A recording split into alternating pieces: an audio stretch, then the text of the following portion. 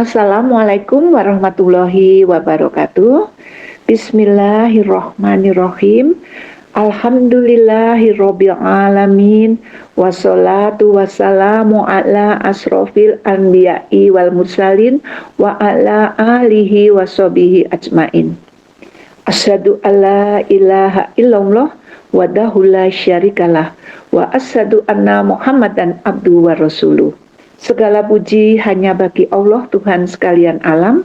Semoga sholawat dan salam tercurah kepada Nabi dan Rasul yang paling mulia Muhammad SAW, kepada keluarganya dan sahabatnya seluruhnya.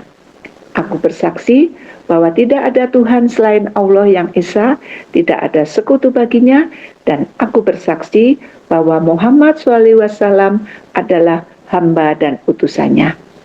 Para pemirsa dan pendengar Sirah Nabawiyah yang insya Allah dirahmati Allah SWT, berjumpa lagi dengan Umi Ninik Gawat yang tentunya Umi Ninik Gawat doakan semoga semuanya selalu dikaruniakan umur yang panjang manfaat, sehat afiat jasmani rohani, rizki yang berkah dan taat beribadah.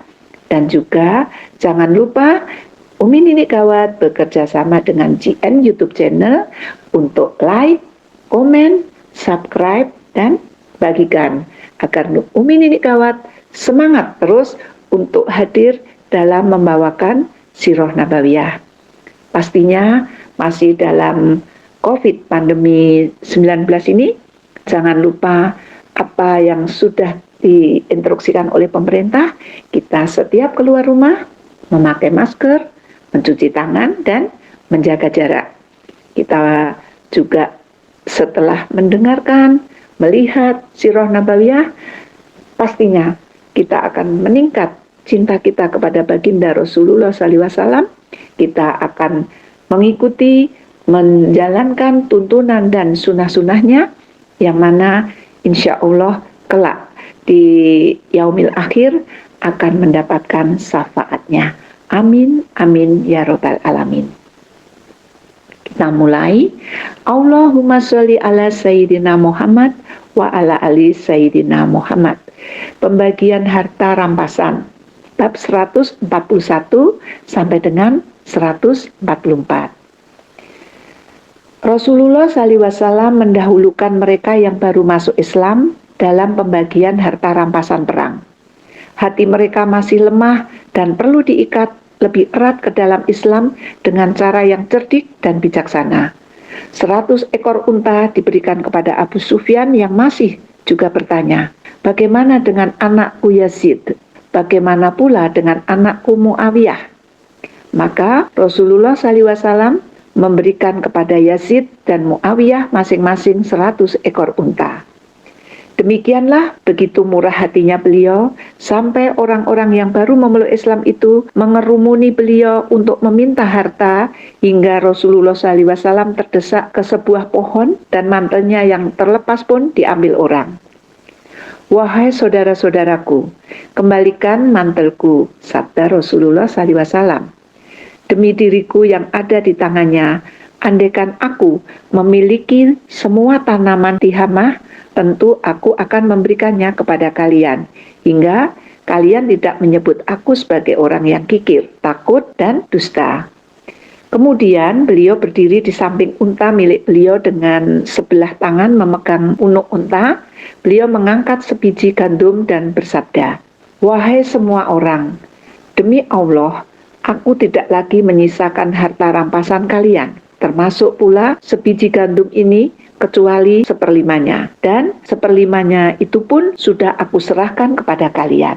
Keputusan Rasulullah SAW untuk memberikan sejumlah besar harta pada yang baru memeluk Islam sangatlah tepat, karena tidak semua orang memeluk Islam dengan akalnya. Banyak orang di dunia ini perlu ditarik pada kebenaran dengan perut dan nafsunya. Setelah itu barulah beliau memanggil Zaid bin Thabit yang bertugas membagi-bagikan sisa harta rampasan kepada para sahabat Muhajirin dan Ansor. Masing-masing mendapat 4 ekor unta dan 40 domba. Sedangkan para penunggang kuda masing-masing mendapatkan 12 ekor unta dan 120 domba. Jumlahnya tentu tidak seberapa dibanding dengan yang lain. Kebijakan Rasulullah SAW ini pun mulanya tidak dipahami, sehingga ada segolongan sahabat yang kecewa. Kemenangan Rasulullah SAW dan kaum muslimin bersumber dari ketakwaan. Inilah janji Allah untuk orang yang bertakwa, yaitu 1. Hidup berkah, 2. Furqonan atau mampu memisahkan baik dan buruk, 3. Al-Bushra yaitu kegembiraan, 4. Bersama Allah, 5. Dicintai Allah, 6. Yusra atau diberi kemudahan, 7. Merajan atau diberikan jalan keluar dari kesulitan, 8.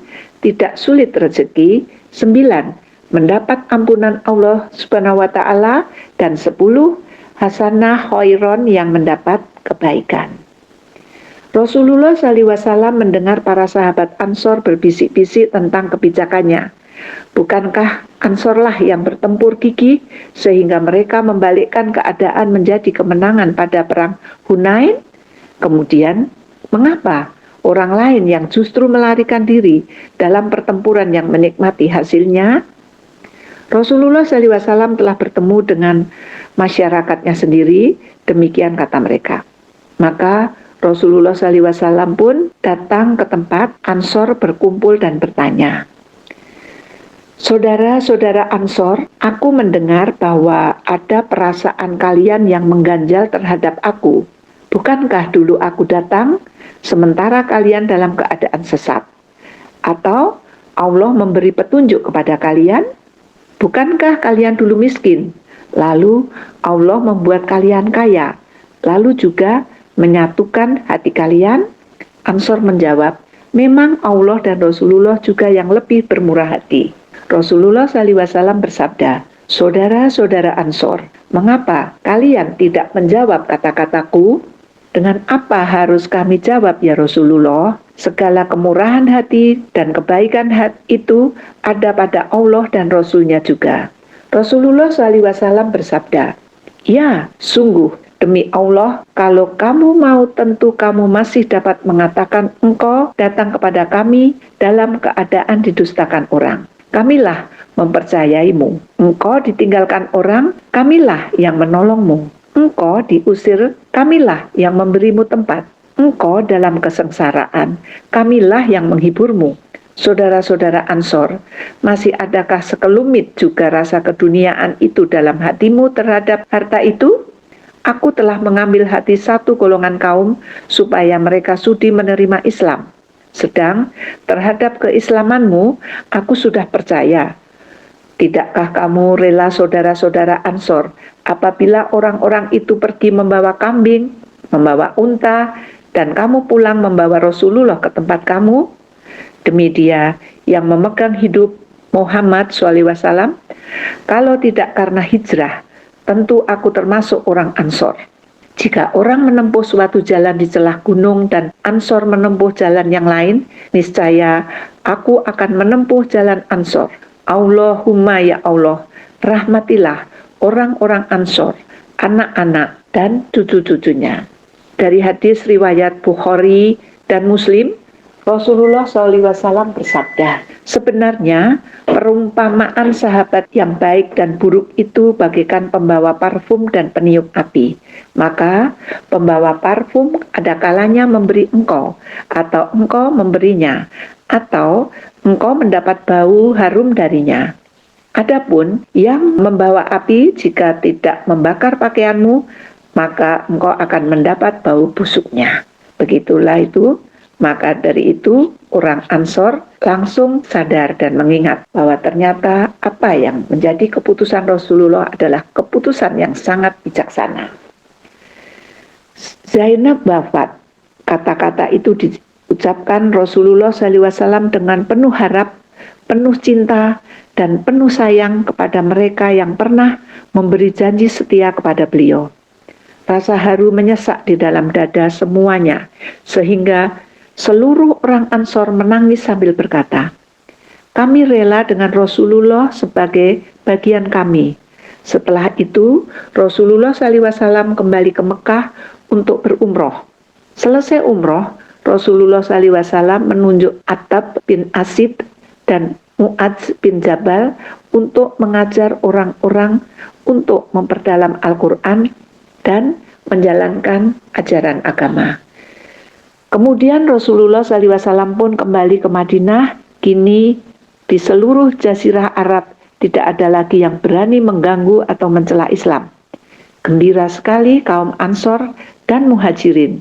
Semua merasa bahwa Allah telah membuka jalan kepada Rasulullah SAW dengan membebaskan tanah suci. Mereka gembira karena penduduk Mekah telah mendapatkan hidayah dengan memeluk Islam, termasuk beragama kabilah Arab yang telah tunduk dan taat kepada agama Islam ini.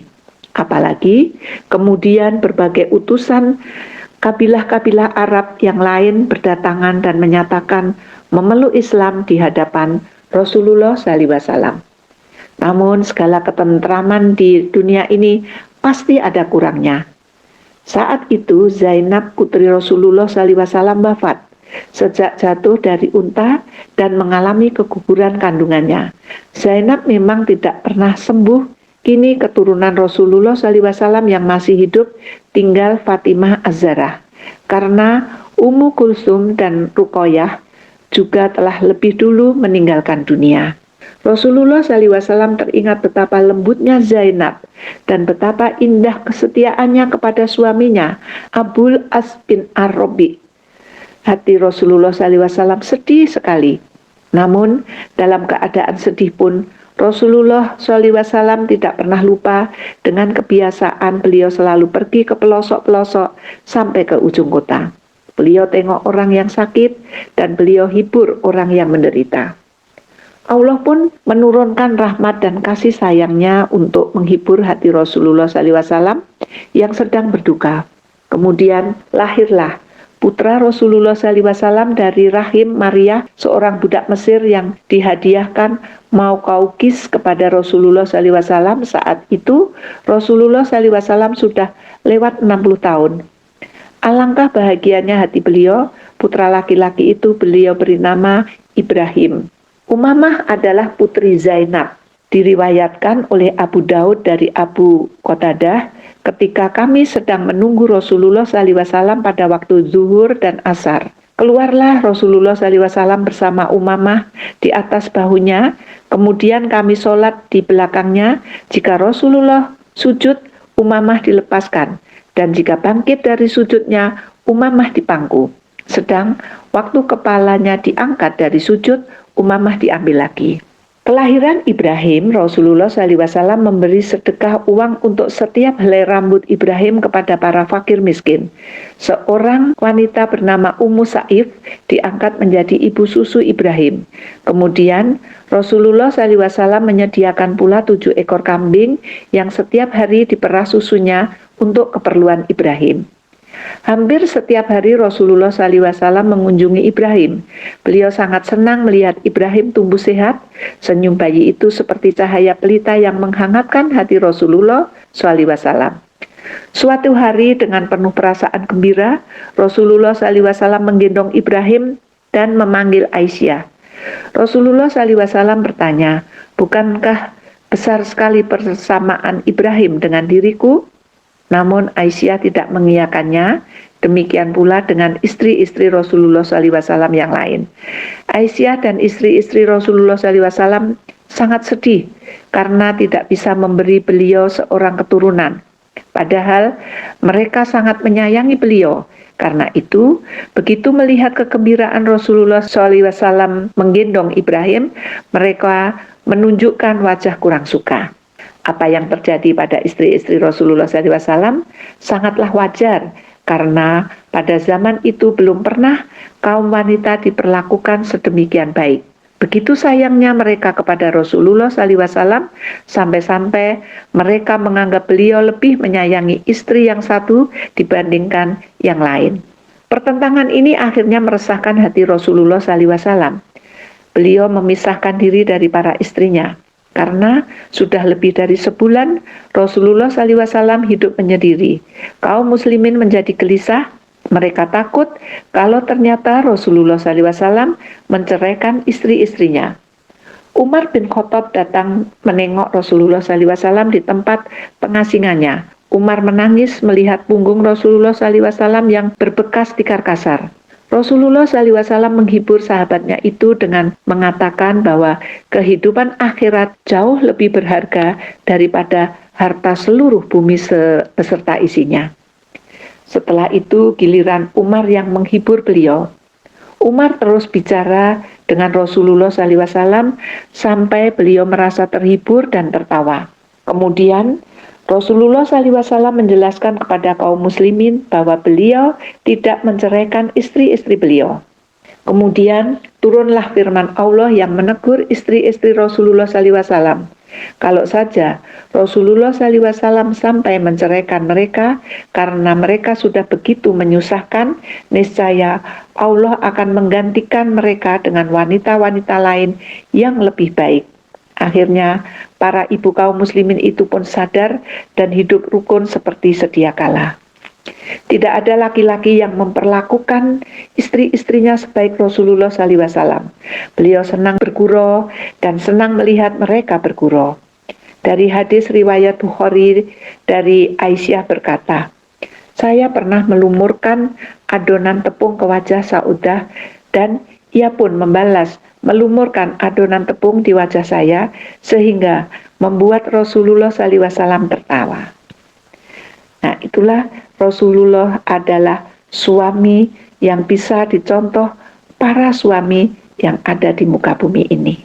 Setelah bertempur dengan kaum muslimin di perang Mu'tah, Kaisar Romawi tahu bahwa seluruh penduduk Jazirah Arab sudah sangat terpesona dengan kaum muslimin. Buktinya, akhir-akhir ini semakin banyak kabilah Arab yang memeluk Islam. Jika ini dibiarkan, pengaruh Romawi di wilayah-wilayah Arab yang kukuasai akan hancur. Demikian pikir Kaisar Romawi. Tidak ada jalan lain selain menghancurkan agama baru itu sampai ke akar-akarnya. Maka orang Romawi segera menyiapkan sebuah pasukan sebanyak 40.000 orang, termasuk di dalamnya adalah kabilah-kabilah Arab yang menganut agama Nasrani. Mereka akan memusnahkan tentara muslim dengan membuat orang lupa akan pengunduran diri tentara muslim yang sangat cerdik pada perang Mu'tah. Keadaan di Madinah pun menjadi genting. Orang-orang munafik memperparahnya dengan menyebarkan desas-desus tentang kedatangan pasukan Romawi. Begitu gawatnya keadaan sampai-sampai ketika orang Ansor mengetuk pintu rumahnya, Umar bin Khattab keluar sambil bertanya, "Apakah orang-orang Romawi sudah tiba?" Situasi tambah mengkhawatirkan karena saat itu adalah musim panas, menjelang musim gugur yang dikenal sebagai musim maut yang sangat mencekam di padang pasir. Panas telah mencapai derajat tertinggi. Semua orang lebih suka berdiam diri di rumah atau di kebun daripada bepergian, sehingga jalan-jalan di Madinah tampak lebih sepi daripada hari-hari biasa. Namun tidak ada jalan lain bagi Rasulullah SAW selain mengumumkan keberangkatan perang. Beliau memberitahu kabilah-kabilah yang telah memeluk Islam agar bersiap dengan pasukan sebesar mungkin. Keputusan Rasulullah SAW ini sangat cermat dan bijaksana, sebab jika beliau menunggu musim panas berlalu, orang Romawi akan masuk lebih jauh ke dalam wilayah Islam. Akan tetapi, ketika itu buah-buahan sudah mulai masak dan siap dipanen. Perjalanan jauh di bawah panas matahari yang luar biasa ke perbatasan Romawi akan merupakan perjalanan yang sangat sulit. Apalagi Rasulullah SAW juga mengharapkan bahwa setiap orang memberikan hartanya untuk pasukan yang memerlukan biaya besar. Maka ketika seruan jihad berkumandang, bagaimanakah sikap kaum muslimin? Ketika mendengar ada bahaya, Rasulullah SAW selalu berusaha untuk menyerang lebih dahulu. Menyerang punya beberapa kelebihan, yaitu leluasa menentukan sasaran, dapat menarik mundur pasukan jika situasi tidak menguntungkan. Prajurit penyerang biasanya lebih siap dan lebih semangat dibandingkan dengan prajurit yang bertahan. Begitu sulit dan berat Panjangnya perjalanan yang akan ditempuh kaum muslimin membuat sikap orang terbagi dua golongan. Kaum munafik yang menolak pergi dan kaum beriman yang menyambut seruan Rasulullah SAW tanpa ragu lagi. Para sahabat yang berharta bahkan berlomba-lomba untuk bersedekah. Utsman bin Affan yang sebelum itu telah menyiapkan kafilah ke Syam sebanyak 200 ekor unta lengkap dengan barang dagangannya ditambah uang 200 ukiah, memberikan 100 ekor unta beserta seluruh barang yang diangkutnya. Jumlah itu masih ditambah dengan uang 1000 dinar yang diletakkan dalam bilik Rasulullah SAW. Beliau Rasulullah SAW menerimanya dan bersabda, "Tidak ada yang membahayakan Utsman karena apa yang dilakukan setelah hari ini." Akan tetapi Utsman tidak berhenti sampai di situ. Ia mengeluarkan sedekah lagi dan lagi sampai seluruh berjumlah 900 ekor unta, 100 kuda, dan sejumlah besar uang tunai. Abdurrahman bin Auf datang menyerahkan 200 ukiah perak. Abu Bakar adalah orang yang pertama menyerahkan sedekah ke tangan Rasulullah SAW. Abu Bakar menyerahkan seluruh harta yang dimilikinya, sejumlah 4.000 dirham. "Wahai Abu Bakar, apa yang engkau tinggalkan untuk keluargamu?" tanya Rasulullah SAW. "Aku tinggalkan bagi mereka Allah dan Rasul-Nya." Demikian jawab Abu Bakar. Umar bin Khattab yang melihat hal itu dan hendak menyerahkan separuh hartanya berkata, "Aku tidak akan bisa mengalahkan Abu Bakar dalam perlombaan kebaikan untuk selama-lamanya." Orang-orang berdatangan menyerahkan apa saja yang mereka miliki.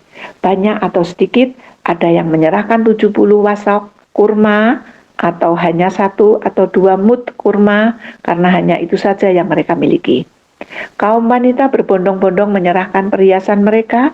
Tidak ada satupun orang beriman yang merasa sayang pada hartanya demi perjuangan di jalan Allah. Bahkan orang-orang yang paling miskin pun berdatangan bukan untuk menyerahkan sesuatu, namun minta agar disertakan dalam pasukan. Dengan terharu, Rasulullah SAW terpaksa menolak mereka dengan bersabda, "Aku sudah tidak punya lagi kendaraan untuk kalian." Maka orang-orang itu pun pulang sambil menangis.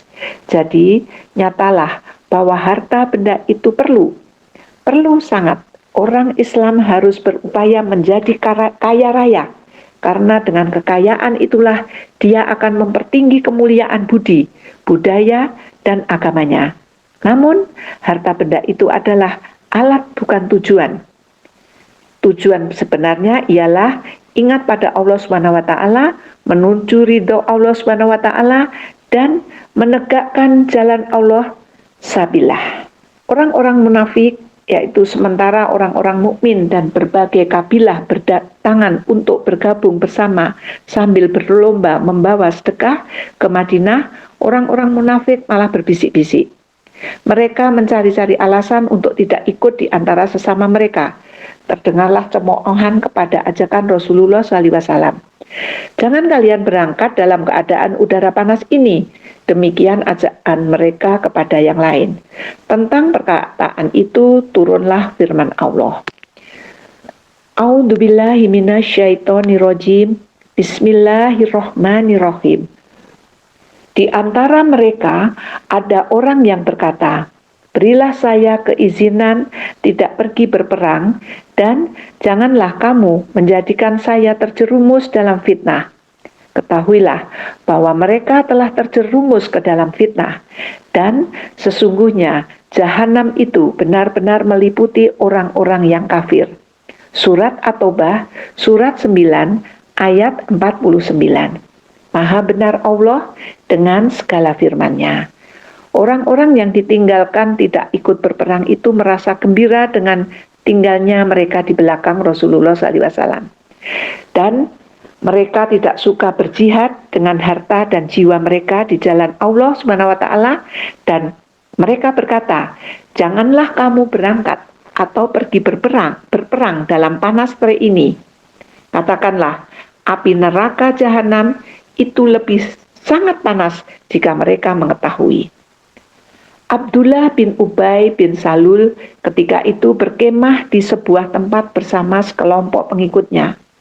Mereka menolak berangkat bersama Rasulullah SAW ke medan perang.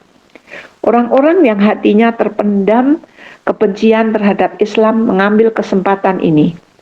Mereka menghasut banyak orang, menghalang-halangi, dan menanamkan rasa enggan mereka untuk pergi.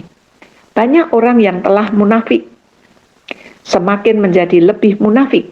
Mereka berkumpul di rumah Sulaim, orang Yahudi.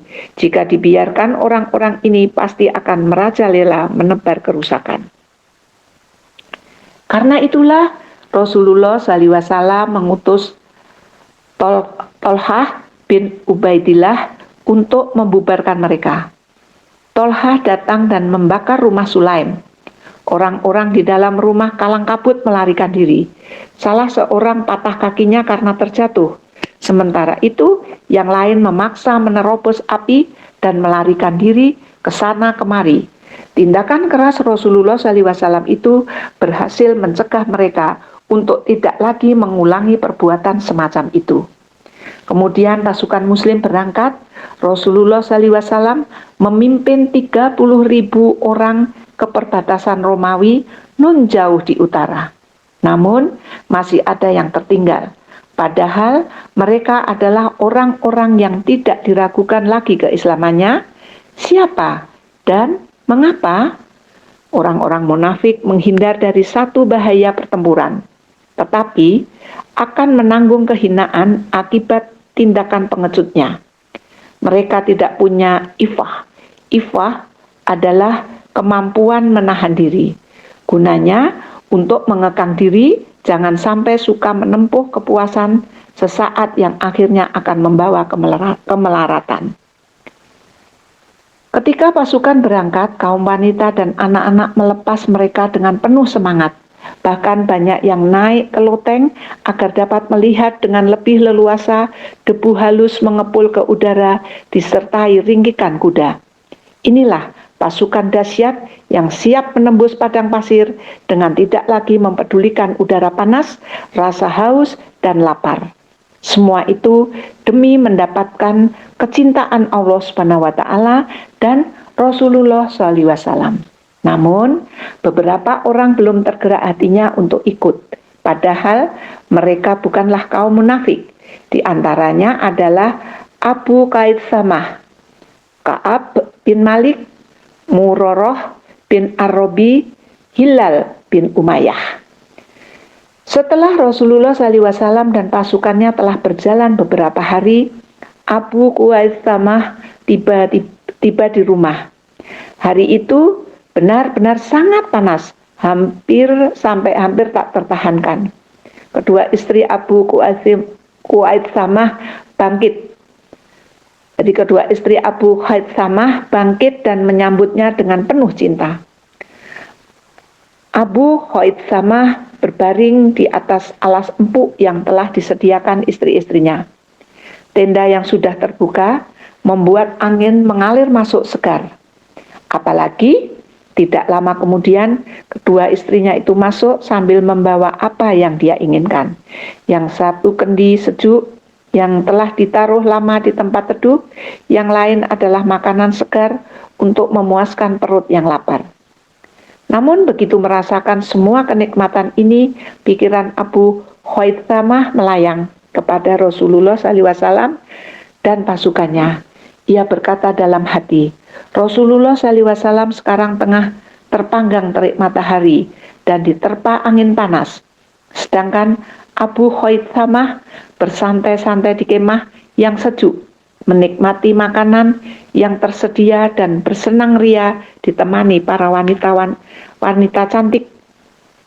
Ini benar-benar tidak pantas dan tidak adil.